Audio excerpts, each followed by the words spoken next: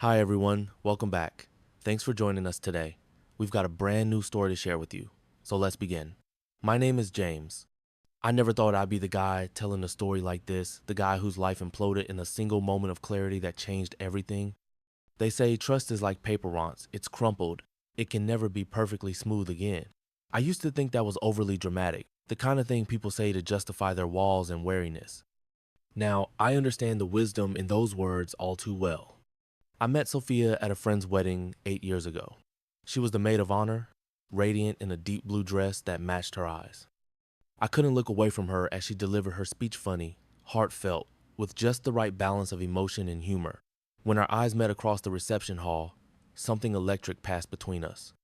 "You've been staring," she said later at the bar, sliding onto the stool next to mine with a confidence I immediately admired. Guilty as charged, I admitted. No point denying what was obvious. She smiled that smile that would eventually become both my comfort and my undoing. "I don't mind." Our beginning was magical late night conversations that stretched until dawn, weekend road trips to nowhere in particular, the kind of all-consuming connection that makes you believe in soulmates. 6 months in, we moved in together. 2 years later, we were married on the beach at sunset, just as she had always dreamed. I worked as an architectural engineer, often putting in 60-hour weeks on major projects. The hours were brutal, but the pay allowed us to buy our dream house in the suburbs, the one with the wraparound porch she'd fallen in love with. The one with room for the family we planned to start.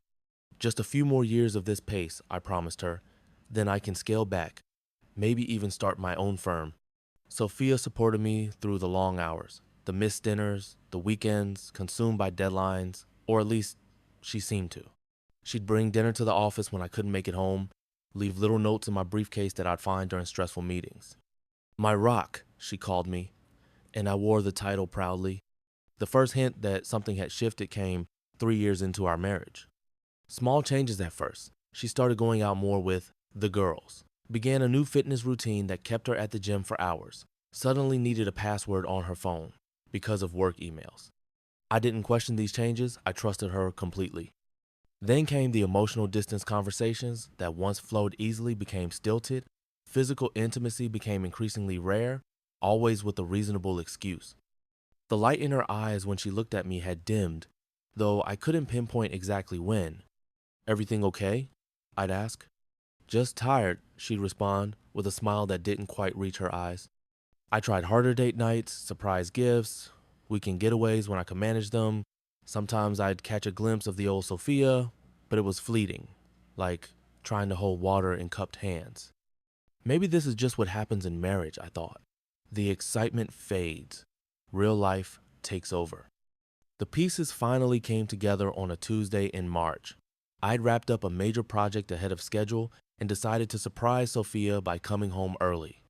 Maybe we could go to that new restaurant she'd been mentioning, reconnect over a good meal and wine.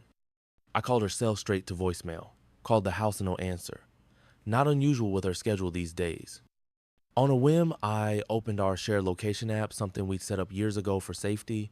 Her location showed she was at the Westlake Hotel downtown, just 15 minutes from my office. A business meeting, perhaps? She'd recently started taking on more clients in her interior design business. I almost didn't go. Almost respected what could have been a professional meeting. But something call it intuition, or perhaps the culmination of 1,000 tiny doubts I'd buried pushed me to drive there. The hotel lobby was elegant, all marble and soft lighting. I approached the front desk, not entirely sure what I was doing. "I'm meeting my wife, Sophia Miller," I said to the receptionist. She mentioned she'd be in one of the conference rooms, but I forgot which one. The young woman tapped at her computer. "I don't see any conference rooms booked under that name, sir." She frowned slightly. "But I do show a Sophia Miller checked into room 718. Should I call up?" The floor seemed to shift beneath me. "No, thank you. I'll surprise her." The elevator ride to the 7th floor was the longest minute of my life. My heart hammered against my ribs. My palms were slick with sweat. A voice in my head begged me to turn around, to preserve the illusion a little longer. I stood outside room 718, paralyzed. From inside, I heard her laugh, that full-throated, joyous sound I hadn't heard directed at me in months. Then a male voice, The words indistinct, but the intimate tone unmistakable. I knocked. 3 sharp raps that felt like gunshots. The room went silent. Footsteps approached hesitantly. The door opened just enough for Sophia to peer out, her expression shifting from annoyance to shock in an instant. Her hair was mussed, lips swollen, wearing only a hotel bathrobe. James! Her voice was high, breathless. What are you? How did you? Location sharing? I said simply, surprised by the steadiness in my voice. Her face paled. I can explain. I'm sure you can. I pushed the door wider, revealing a man scrambling to pull on his pants younger than me, fitter, with the kind of confident good looks that made insecurity bloom in my chest. Hello. Babe, who is it? He asked, oblivious, before looking up and freezing. Shit. James, please. Sophia clutched the bathrobe tighter. This isn't what it looks like. A laugh escaped me, bitter and hollow. Really?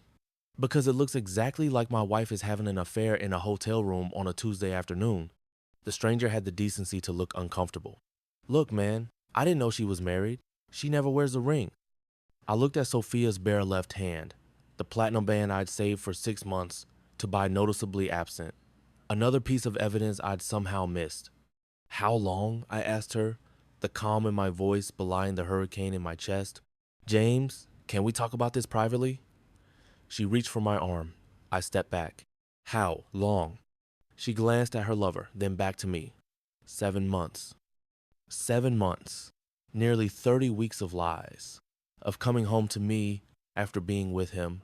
Of me believing we were just going through a rough patch. Do you love him? The question surprised even me. Her hesitation was answer enough. The room tilted sideways. Nausea rose in my throat. I had to get out away from her, away from him, away from the visual confirmation of my marriage's destruction. I'll be staying with Mark, I managed, referring to my best friend. Don't come looking for me. James, wait. She followed me into the hallway, desperation in her voice. We can work through this. It was a mistake. I turned to face her, suddenly exhausted beyond words. A mistake is forgetting an anniversary, Sophia. This was a choice. Hundreds of choices, day after day. I walked away as she called after me, her voice growing more frantic. In the elevator, a middle-aged couple smiled at me politely. I wondered if my devastation was visible, if they could see I was breaking apart inside. The next 2 weeks passed in a fog of grief and logistics. Mark's spare bedroom became my sanctuary. His wife, Carrie, treated me with a gentle kindness that sometimes made it harder not to break down completely. You'll get through this, Mark assured me over beers on his back porch. Not today, not tomorrow, but eventually. Sophia called incessantly at first, then texted, emails, each message more desperate than the last. It didn't mean anything. We can go to counseling. Please don't throw away 8 years. I couldn't bring myself to respond. The thought of her voice made me physically ill. My sister flew in from Boston, her protective fury a balm to my wounded pride. She never deserved you, Jennifer insisted, helping me pack up my essential belongings from what had been our home. Never. Sophia wasn't there during the packing, a small mercy arranged through our initial communications via lawyers, but she'd left a letter on my pillow. I almost threw it away unopened. Curiosity won out eventually. 4 pages of apologies, explanations, pleas for another chance. The man Ryan was a client who had pursued her relentlessly. She'd been feeling neglected with my work schedule. One thing led to another. She tried to end it multiple times, but kept going back. She still loved me. We could fix this. The letter left me cold. Every justification felt like another betrayal. 3 weeks after the hotel, I agreed to meet her. A public place, the coffee shop, where we'd had our 3rd date. Neutral ground. She was already there when I arrived, nervously shredding a napkin. She looked both familiar and foreign to me, the same blue eyes, the same delicate features, but somehow transformed into the face of a stranger. Thank you for coming, she said, voice small. I wasn't sure you would. I almost didn't. I sat across from her, maintaining distance. James, I am so sorry. Tears welled in her eyes. I made a terrible mistake. I got caught up in something that meant nothing compared to what we have. I corrected, what we had. Her face fell. You can't just throw away 8 years. I didn't throw them away, Sophia. You did. Every time you lied about where you were, every time you slept with him and came home to me, every time you took off your wedding ring to be with him, I know, she whispered, and I'll spend the rest of my life making it up to you if you'll let me. For a moment, I let myself imagine if forgiveness, reconciliation, rebuilding, but then I remembered her in that hotel room, the ease with which she deceived me for months, the calculated nature of her betrayal. I filed for divorce yesterday, I said quietly. You'll be served this week. The color drained from her face. James, please, we can fix this. People get past affairs all the time.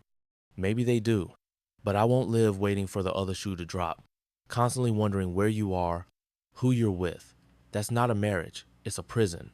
So that's it? You won't even try? I studied her face once the center of my universe, now just features that stirred more pain than love. I did try, Sophia. For 3 years while you were pulling away, I tried. You were already gone long before I found you in that hotel. I left her crying in that coffee shop. It was the last time we spoke directly until the divorce proceedings 6 months later. The divorce was finalized quickly, no children to consider, a prenup that protected my family's investments, her guilt perhaps making her less combative than she might have been otherwise. She moved in with her sister, then to another city for a fresh start. Last I heard, things with Ryan hadn't lasted beyond the thrill of secrecy. Rebuilding a life from the wreckage is slow, unglamorous work. I threw myself into my job initially, then realized I was recreating the same patterns that had contributed to our problems. I scaled back, delegated more, focused on creating balance. Mark and Carrie's friendship was my lifeline. Jennifer called weekly to check on me. I started therapy, reluctantly at first, then with genuine commitment to understanding my part in what had happened, not the affair, which was entirely Sophia's choice, but the disconnection that preceded it. This journey has taught me lessons I never wanted but desperately needed. First, trust your instincts. The signs were there, I just chose not to see them. That inner voice that whispers something is wrong deserves your attention. Second, love alone isn't enough. It requires active nurturing, continuous communication, and unflinching honesty to thrive. Third, your worth isn't determined by someone else's capacity to remain faithful. Their betrayal speaks to their character, not your value. Finally, healing isn't about forgetting the wound, but about ensuring it doesn't define your future. It's been 2 years since that day at the Westlake Hotel. I'm dating again, cautiously. I've moved to a downtown loft, started rock climbing on weekends, adopted a rescue dog named Bo who snores louder than seems physically possible for his size. I still believe in love or not the fairy tale version, but the real kind. The kind built on honesty, mutual respect, and eyes wide open. What about you? Have you ever had to rebuild after betrayal? How did you find the strength to trust again? Or are you still in that place where the pain feels too raw to imagine a way forward? Let me know in the comments below. Your story matters too. And if this resonated with you, please share it with someone who might need to hear that survival is possible, even when it seems impossible. Don't forget to subscribe for more real conversations about life's unexpected turns.